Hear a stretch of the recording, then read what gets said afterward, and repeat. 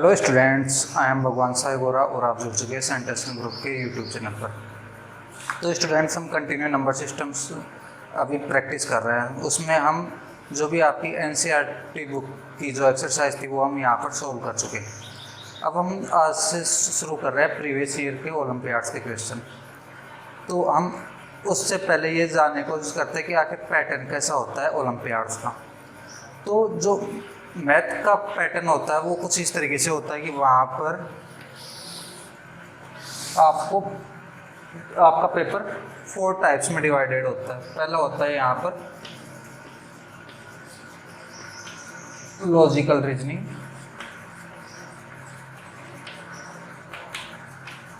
फिर आपका second number पे आता है मैथमेटिकल रीजनिंग,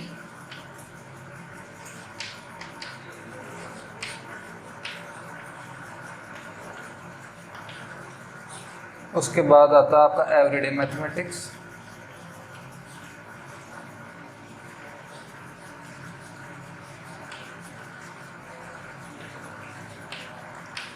और उसके बाद आपका जो 4th टाइप होता है वो होता है अचीवर्स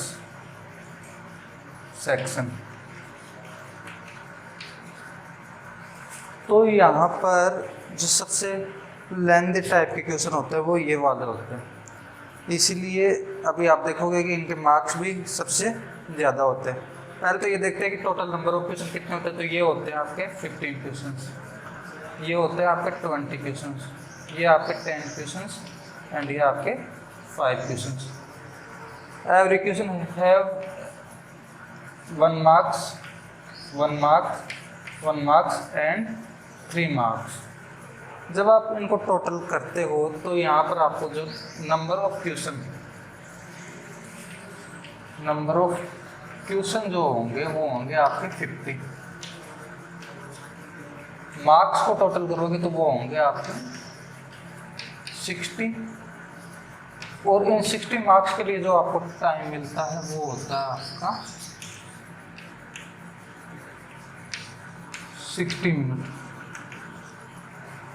तो ये आपका कुछ पैटर्न होता है इस तरीके से। इसके बारे में डिटेल डिस्कस एक अलग से आपको वीडियो प्रोवाइड करवा देंगे, उसमें आपको इसके बारे में डिटेलिंग में जो भी इसके बारे में जो भी डिटेल होगी वो आपको वहाँ से मिल जाएगी। तो अब हम देखते हैं कि हमारे पास एक क्वेश्चन है जो बोर्ड पर ऑलरेडी लिखा हुआ है, हम उसको समझते हैं कि किस टाइप से इस क्वेश्चन को सॉल्व करना है और कैसे अपने को टाइम यहाँ पर बचा कर रखना। तो देखो यहाँ पर which list of integers is in order from least to greatest.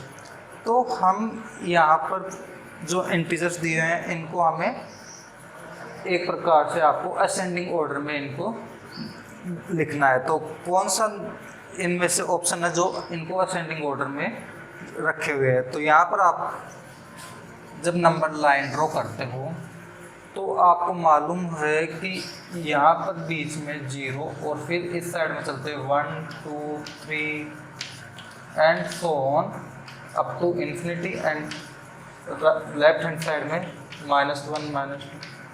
तो ये जिस ऑर्डर में लिखे हुए हैं उसी ऑर्डर में ये इंक्रीज होते जाते हैं, यानी कि इधर जो नंबर होगा वो लीस्ट नंबर होगा और इधर जो नंबर होगा वो ग्रेटेस्ट नंबर होगा। तो अब यहाँ पर देखते हैं कि कौन कौन से नंबर है हमारे पास। तो यहाँ पर देखिए ऑप्शंस में हमारे पास एक जो नंबर है वो सब जगह क्या है -4,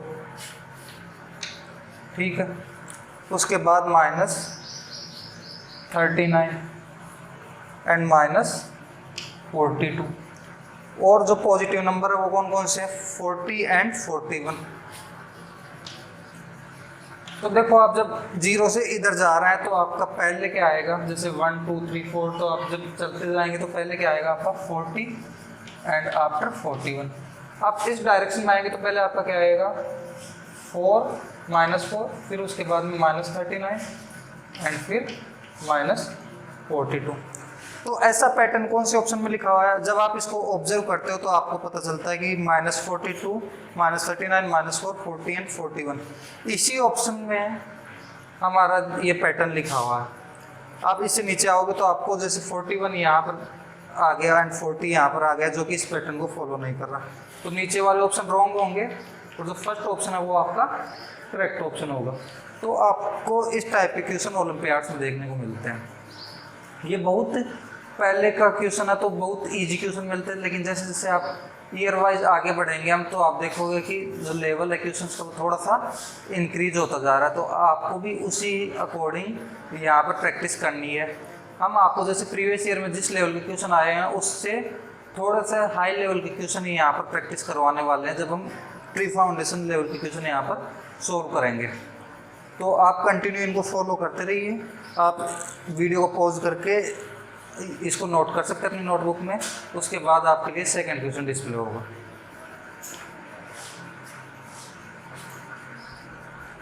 तो देखिए बोर्ड पर नेक्स्ट क्वेश्चन डिस्प्ले हो चुका है। इसमें आपके सामने दिया हुआ है the factor tree for 24 is given, which of the following statement is true. एक मिनट, यहाँ पर जो फैक्टर ट्री थी वो आपकी कुछ इस तरीके से, यहाँ 12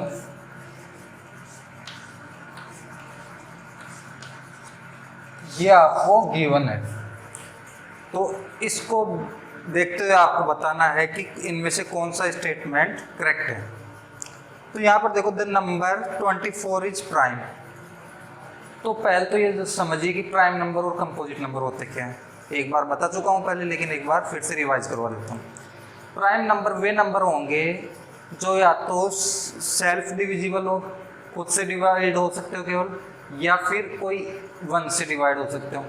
या तो सेल्फ डिविजिबल हो या फिर 1 से डिविजिबल हो, यानी कि इसके ओनली 2 फैक्टर्स हो सकते हैं, 2 प्राइम फैक्टर्स।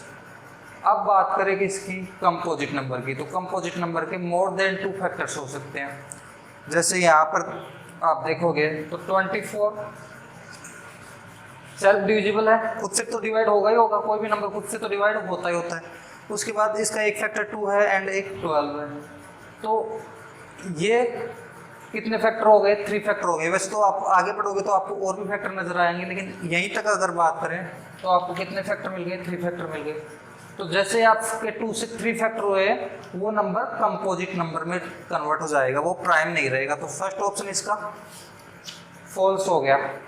सेकंड ऑप्शन देखो, the only prime factor of 24 is 12। तो 12 क्या प्राइम फैक्टर है? 12 तो खुद अभी क्या है? कंपोजिट। 12 क्या है? Composite number. तो 12 तो प्राइम है ही नहीं, इसका प्राइम फैक्टर क्या है? 2 है। 2 के बाद में फिर आपको 2, 2 एंड 3 इस टाइप से आपको 24 के फैक्टर्स मिलेंगे। तो पहली बात तो इसका ओनली 1 प्राइम फैक्टर तो है नहीं, मोर देन 1 प्राइम फैक्टर है, और वो भी 12 क्या है? एक कंपोजिट नंबर है, तो ये प्राइम नंबर हो ही नहीं सकता। तो ये ऑप्शन भी रॉन्ग हो गया। थर्ड वाला देखो, 24, 12 एंड 6 आर कंपोजिट। तो आपको नजर आ रहा होगा कि जब आप 24 की बात करते हो तो इसके मोर देन 2 फैक्टर्स हैं, फिर जब आप 12 की बात करते हो तो इसके मोर देन 2 फैक्टर्स हैं, क्योंकि 2 फैक्टर्स ये सेल्फ एक। फिर 6 के भी देखोगे तो आप मोर देन 2 फैक्टर्स हैं।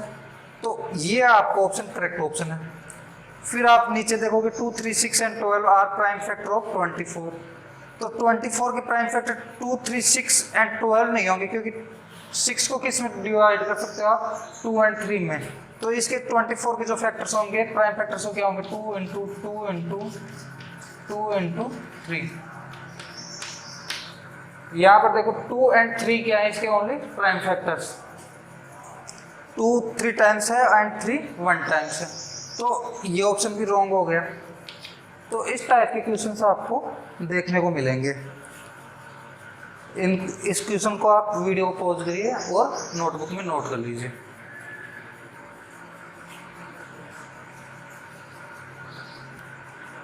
देखिए यहाँ पर नेक्स्ट क्वेश्चन डिस्प्ले हो चुका है। क्या लिखा हुआ? Write down the Roman numerals for 92। तो रोमन न्यूमरल्स के बारे में आपने क्लास 6 में पढ़ा होगा, तो मैं यहाँ पर उसको फिर से पढ़ाने वाला तो हूँ नहीं। आप अगर फिर से उसको डिटेल में पढ़ना चाहते हैं तो क्लास 6 का आप वीडियो जाकर देख सकते हैं उसके लिए। तो आपको अब मैं थोड़ा सा रिवाइज करवा देता हूँ कि आप किस तरीके से यूज़ करते हो। तो आप 1 के लिए I यूज़ करते हैं, 5 के लिए V, 10 के लिए x, 50 के लिए L, 100 के लिए C, 500 के लिए D एंड 1000 के लिए M यूज करते हैं। इसको अगर बहुत ज़्यादा डिटेल में आपको समझना है कि कौन से रूल्स फॉलो होते हैं तो आप क्लास 6 का अभी जो पार्ट 6 है फर्स्ट चैप्टर का वो आप जाकर फॉलो कर सकते हैं, वहाँ आपको इसके बारे में डिटेल से जानने को मिलेगा। तो अभी हम देखते हैं यहाँ पर कि जो गिवन नंबर है 92, उसके लिए इनमें से कौन सा नंबर हमारा यहाँ पर ऑप्शन जो गिवन है वो कौन सा करेक्ट होगा। तो यहाँ देखते हैं 92। अब आपको मालूम है कि रोमन न्यूमरल्स में हम क्या करते हैं, अगर 90 है तो हम 100 में से 10 सब्सट्रैक्ट करके लिखते हैं। 10 सब्सट्रैक्ट करने का मतलब 100 क्या है यहाँ पर C और 10 क्या है यहाँ पर X। लेकिन जो हम सब्सट्रैक्ट करते हैं उसको हम लेफ्ट हैंड साइड में लिखते हैं किसी भी नंबर के, और अगर हम ऐड करते हैं तो उसके राइट हैंड साइड में लिखते हैं। तो यहाँ पर हम इसको 90 को क्या लिख देंगे, C से पहले क्या लिख देंगे X। जैसे आपको 5 लिखना हो तो V लिखते हो आप, और 4 लिखना हो तो इसमें से 1 आप सब्सट्रैक्ट कर देते हो। ऐसे ही हमने 100 में से 10 सब्सट्रैक्ट कर दिया तो 90 आ गया। अब देखिए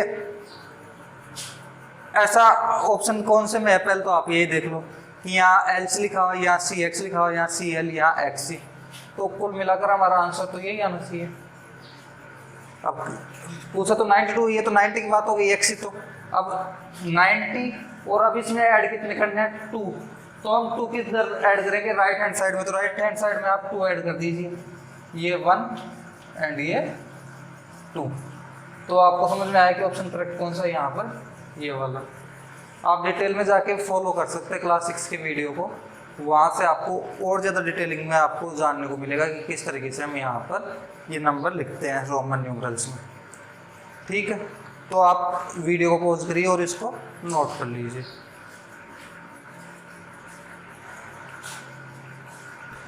तो यहाँ पर देखिए जो नेक्स्ट क्वेश्चन है उसमें क्या बोला गया है, which of the following statement is incorrect. आपको ये बताना कि इनमें से कौन सा ऑप्शन इनकरेक्ट है। तो पहला ऑप्शन है every number is a factor of itself. तो ये अभी हम ये डिस्कस कर रहे थे कि कोई भी नंबर खुद का तो क्या होगा, एक फैक्टर होगा ही, तो फैक्टर ऑफ इटसेल्फ तो वो होगा ही। तो ये ऑप्शन करेक्ट है, लेकिन हमें तो क्या बताना है, इनकरेक्ट। दूसरा क्या, number of factors of a given number are finite. आप कोई भी एक नंबर लोगे, जब आप उसका फैक्टराइजेशन करोगे तो आपको कुछ ना कुछ नंबर तो मिलेंगे ही। जैसे मान लो आपको मिला कि जैसे आपने जैसे 6 का किया तो 6 का आपको फैक्टर्स मिले 3 and 2, तो 3 and 2 इनको आप काउंट तो कर ही सकते हो ना। तो जिन नंबर्स को आप काउंट कर सकते हो उनको हम बोलते हैं फाइनाइट। तो हर एक नंबर के लिए जो भी आपको नंबर गिवन होगा उसके लिए जब आप फैक्टर्स बनाओगे तो आप उनको काउंट कर सकते हैं। तो इसलिए यहाँ पर क्या होंगे, जो फैक्टर्स होंगे वो कितने होंगे, फाइनाइट। ऐसा नहीं है कि वो इनफाइनाइट होंगे, आप उनको काउंट ना कर पाए इतने ज़्यादा नंबर हो। तो सेकंड ऑप्शन भी यहाँ पर क्या है, करेक्ट। थर्ड ऑप्शन देखो, every multiple of A number is less than और इक्वल टू दैट नंबर। तो मल्टीपल और फैक्टर की हमने पहले बात की है, जहाँ पे हम क्या बोल रहे थे, एक होता है मल्टीपल, एक होता है फैक्टर, या फैक्टर को दूसरा नाम क्या बोला जाता है, डिवीजन। तो मल्टीपल क्या होता है, आप किसी नंबर से किसी दूसरे नंबर को मल्टीप्लाई करते हैं, उसके बाद में कोई वैल्यू मिलती है, वो होता है उसका मल्टीपल। जैसे मान लो 4 and 3 को जब हम मल्टीप्लाई कर रहे हैं तो हमें मिलेगा 12। तो यहाँ पर देखो कि जो मल्टीपल मिल रहा है हमें वो कैसा मिल रहा है, 4 से ग्रेटर मिल रहा है या स्मॉल मिल रहा है। तो ये क्या, 12 4 से ग्रेटर, लेकिन यहाँ पर क्या लिखा हुआ है, लेस देन। यहाँ पर ग्रेटर देन नहीं लिखा हुआ, इसका मतलब ये ऑप्शन कैसा है, इनकरेक्ट। और हमें तो इनकरेक्ट ही बताना था, तो जो करेक्ट आंसर होगा इस क्वेश्चन का वो क्या होगा, ये करेक्ट आंसर, मतलब इनकरेक्ट ऑप्शन। ऑप्शन इनकरेक्ट है लेकिन आंसर करेक्ट कौन सा होगा, सी। ये वाला ऑप्शन इनकरेक्ट वो करेक्ट कैसे, ये वाला ऑप्शन 4 and 15 आर को प्राइम नंबर। तो को प्राइम नंबर कौन से होते हैं, जो नंबर्स ऐसे फैक्टर्स नहीं रखते हो जो कॉमन हो। जैसे मान लो 4 and 15 के लिए आप कोई भी फैक्टर कॉमन नहीं मिलेगा। जैसे 4 के फैक्टर करोगे तो आप क्या होगे 2 into 2, एंड जब आप 15 के फैक्टर करोगे तो क्या मिलेगा आपको 3 into 5। तो इनमें से एक भी फैक्टर कॉमन है क्या, एक भी फैक्टर कॉमन नहीं हो तब बोला जाता है किसी नंबर को को प्राइम नंबर। या आप दूसरी तरीके से बोल सकते हो कि ऐसे नंबर जो आपस में डिविजिबल नहीं हो सकते हो। तो यहाँ पर को प्राइम नंबर कौन से हो गए 4 and 15, ठीक है। तो ये ऑप्शन क्या हो गया करेक्ट, लेकिन हमसे पूछा गया इनकरेक्ट। तो आप वीडियो को पॉज करो और इस क्वेश्चन को नोट कर लो अपने नोटबुक में।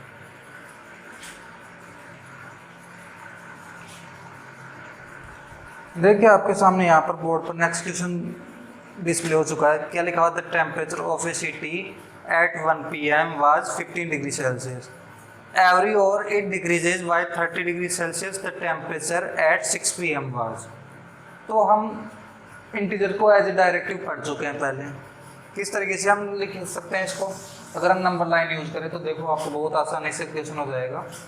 जैसे यहाँ पर 0 है, फिर 1 2 3 4 5 6 7 8 9 10 11 12 13 14 एंड 15, ठीक है।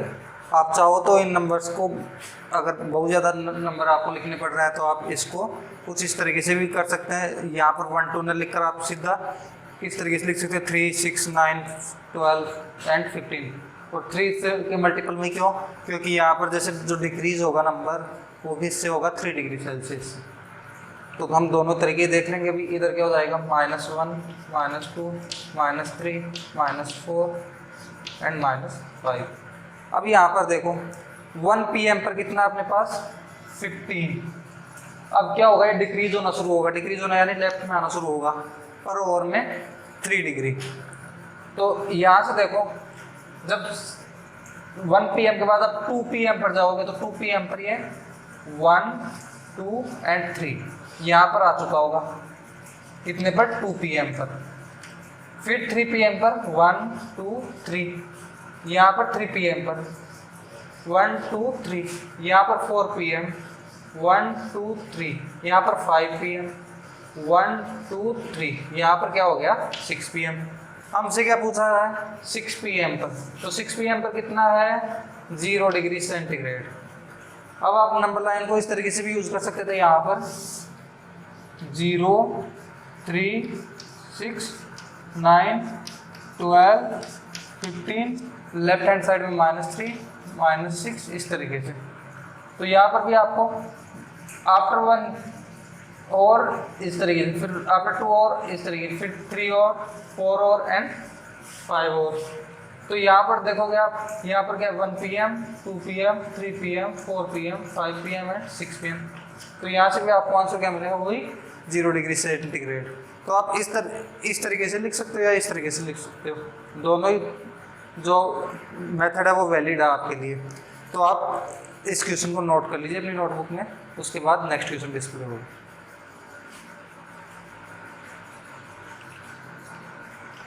तो देखिए हमारे सामने यहाँ पर नेक्स्ट क्वेश्चन डिस्प्ले हुआ है, जिस पर लिखा हुआ है which of the following statement is incorrect with respect to integers.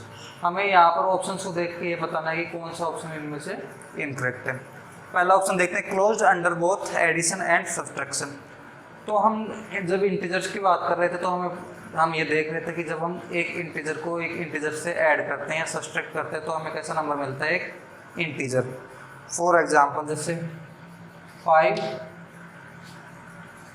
+ -2 जब आप लिखते हैं, ये भी एक इंटीजर है, ये भी एक इंटीजर है, ये एक पॉजिटिव इंटीजर है, ये एक नेगेटिव इंटीजर है। यहाँ से आपको क्या मिलेगा 5 - 3 = 5 - 2 = 3। तो ये जो रिजल्ट मिला ये भी हमें कैसे मिला, एक इंटीजर। इसी तरीके से आप सब्ट्रैक्ट भी कर सकते थे इसी को, 5 - -2। जब आप ऐसा करते तो आपको मिलता 5 - -+ 2 = 7। तो ये भी क्या है, एक इंटीजर, तो आप ऐड करिए या सब्ट्रैक्ट करिए किसको, इंटीजर को, तो आपको क्या मिलेगा, एक इंटीजर ही मिलेगा। और अगर ऐसा होता है तो वो प्रॉपर्टी क्या बोली जाती है, क्लोज्ड प्रॉपर्टी। तो क्लोज्ड प्रॉपर्टी एडिशन के लिए तो सबके लिए वैलिड थी, लेकिन आप जब होल नंबर की और नेचुरल नंबर की बात करते हो तो उसमें देखते हो आपकी सब्ट्रैक्शन के लिए वो वैलिड होती ही नहीं है, लेकिन इंटीजर्स के लिए वो वैलिड है।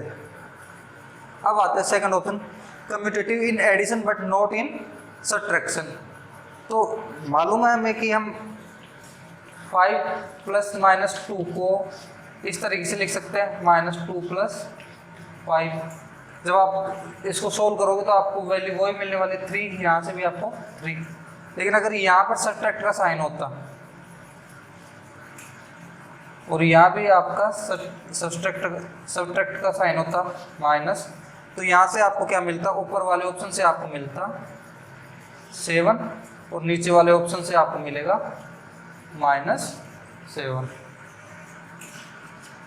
7 कैसे मिला, जैसे यहाँ से मिलता है, और -2 और -5 -7 होंगे। तो देखो यहाँ पर इक्वल मिल रहे हैं क्या, नहीं मिल रहे। तो सब्ट्रैक्शन के लिए कम्यूटेटिव प्रॉपर्टी वैलिड नहीं है, लेकिन एडिशन के लिए है। तो ये ऑप्शन भी क्या है, एक प्रकार से करेक्ट ऑप्शन। पहले वाला ऑप्शन भी क्या था, करेक्ट ऑप्शन। हमें क्या बताना है, इनकरेक्ट। तो associative in both addition and subtraction.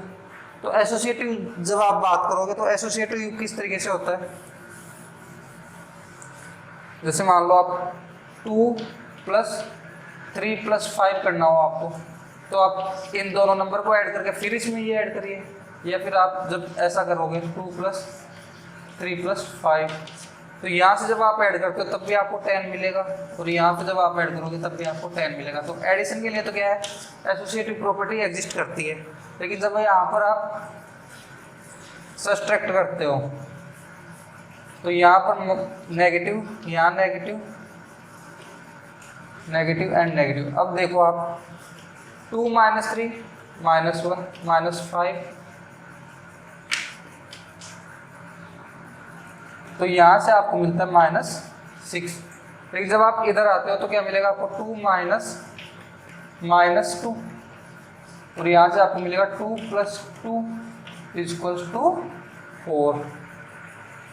तो ये वाला जो स्टेटमेंट है ये रॉन्ग स्टेटमेंट है, यानी कि इनकरेक्ट स्टेटमेंट है, और ये इस क्वेश्चन का करेक्ट आंसर होगा। लास्ट वाला देखोगे आप, 0 is the additive identity of integer. तो 0 तो किसी भी नंबर के लिए क्या होता है, एडिटिव आइडेंटिटी होता है। आप किसी भी नंबर में 0 को ऐड करिए, उस नंबर की वैल्यू पर कोई चेंज नहीं होगा, तो इसलिए 0 को क्या बोला जाता है, एडिटिव आइडेंटिटी। तो फोर्थ ऑप्शन करेक्ट ऑप्शन है। तो इनकरेक्ट ऑप्शन कौन सा था, थर्ड वाला। आप वीडियो पॉज करके इसको नोट कर सकते हैं।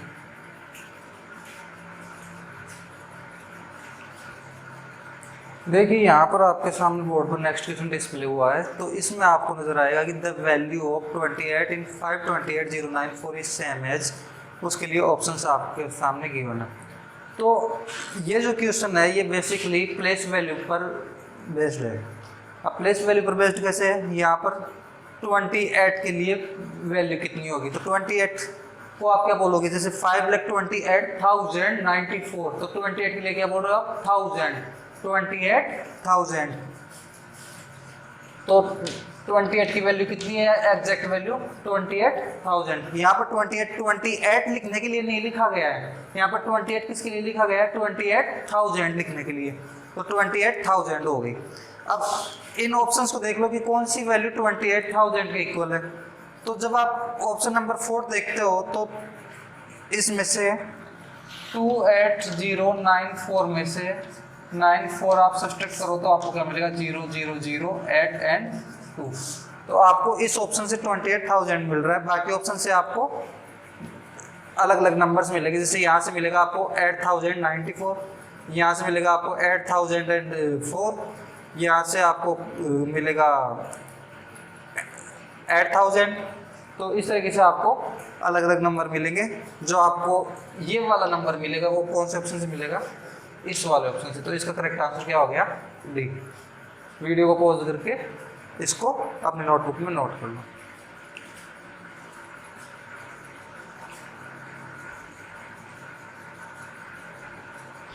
तो जो आपके सामने नेक्स्ट क्वेश्चन डिस्प्ले हुआ है, इसमें लिखा हुआ the melting point of mercury is -39 degree centigrade and freezing point of alcohol is -98 degree centigrade. How much more is the melting point of mercury as compare to freezing point of alcohol. तो यहाँ पर हमें क्या बताना है कि जो आपका मेल्टिंग पॉइंट है किसके लिए, मर्क्यूरी के लिए, वो फ्रीजिंग पॉइंट है अल्कोहल के लिए उससे कितना ज़्यादा है। तो कितना ज़्यादा है इसको फाइंड करने के लिए आप क्या करते हो, डिफरेंस फाइंड करने के लिए आप सब्सट्रैक्ट करोगे। सब्सट्रैक्ट करने के लिए जैसे आपको किस में से किसको सब्सट्रैक्ट करना है, तो क्वेश्चन को पढ़कर समझ में आ रहा है कि हमें मर्क्यूरी के लिए कितना ज़्यादा ये फाइंड करना, तो हमें पहले मर्क्यूरी वाला लिखना है 39, उसके बाद हमें सब्सट्रैक्ट करना क्या है, अल्कोहल का -98। जब आप इसको सोल्व करोगे आगे तो आपको मिलेगा -39 एंड माइनस प्लस 98। ठीक है, अब आप सिंपली सोल्व कर सकते हो 98 माइनस 39। जब आप इसको सोल्व करोगे तो 18 माइनस 9 9, यहाँ पर 8 रिमेनिंग रहेगा, 8 माइनस 3 5। यहाँ से हमने क्या लिया था 1 बोरो, यहाँ पे लिया था तभी 18 बना था। 18 माइनस 9 9 एंड 8 माइनस 3 5। तो यहाँ पर ऐसा ऑप्शन कौन सा नजर आ रहा है हमें, ये वाला। कंफ्यूज मत हो ना, यहाँ पर सेम ऑप्शन दिए हुए हैं, एक पॉजिटिव साइन के साथ एक नेगेटिव साइन के साथ, लेकिन हमारे पास यहाँ पर जो बड़ा नंबर है वो पॉजिटिव है, छोटा नंबर नेगेटिव है, तो हमारे पास जो नंबर आ रहा है वो एक पॉजिटिव वैल्यू आ रही है। तो इसलिए यहाँ पर जो आंसर आएगा वो पॉजिटिव वाला आएगा, न कि नेगेटिव वाला। वीडियो को पॉज करिए और इसको नोट करिए।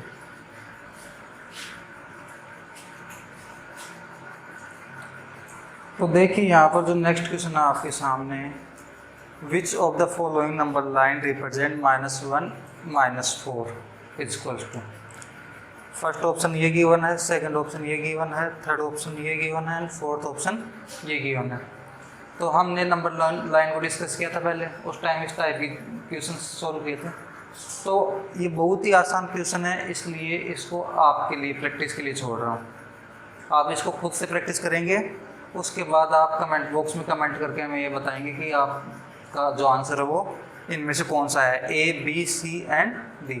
आप इस तरीके से लिख सकते हो कमेंट बॉक्स में कि अगर आपसे ये क्वेश्चन सोल्व हो गया तो आप यस, अदरवाइज आप लिख सकते हो नो। और अगर आप यस लिख रहे हो तो आप साथ में उसका आंसर भी मेंशन कर सकते हो कि A B एंड C और D में से कौन सा आंसर इसका करेक्ट आंसर होगा। अब बात आती है, हम यहाँ पर अभी कुछ ही क्वेश्चन प्रीवियस ओलंपियाड्स के डिस्कस किए हैं, इसके बाद हम नेक्स्ट वीडियो लेक्चर में जो रिमेनिंग क्वेश्चन है उनको डिस्कस करेंगे। उसके बाद हम कंटिन्यू करने वाले हैं जिसमें हम प्री फाउंडेशन लेवल के क्वेश्चन फिर सॉल्व करने वाले हैं। तो आप लगातार जहाँ भी आपको डाउट आ रही है, जहाँ भी आपको प्रॉब्लम आ रही है, आप हमसे शेयर करते रहिए और डिस्कस करते रहिए, अदरवाइज़ आप बहुत पीछे छूट जाएंगे, क्योंकि ये चीज़ें वापस से रिवाइज नहीं होने वाली, क्योंकि आपका जो NCERT का सिलेबस है वही काफ़ी ज़्यादा है। उसके बाद अगर आप उसमें फ्री फाउंडेशन का कोर्स और ऐड करते हैं तो बहुत ज़्यादा इंक्रीज़ हो जाएगा। तो इसलिए आप ये उम्मीद मत रखिए कि आपको वापस से ये चीज़ें रिवाइज करवाई जाएंगी, क्योंकि उतना टाइम नहीं होगा। अगर ये रिवाइज करवाएंगे तो उससे क्या होगा, आपका जो सिलेबस होगा वो डिले होगा। तो आप कंटिन्यू क्लास ज्वाइन करते रहिए, आप इंटरेक्ट करते रहिए, अपनी प्रॉब्लम शेयर करते रहिए। आप जो भी प्रॉब्लम शेयर करेंगे हम अगले वीडियो में उसको इंक्लूड करके यहाँ पर सॉल्व करेंगे। तब तक नेक्स्ट वीडियो के में हम जो भी रिमेनिंग क्वेश्चन है वो सॉल्व करेंगे। तब तक के लिए ओके एंड गुड बाय।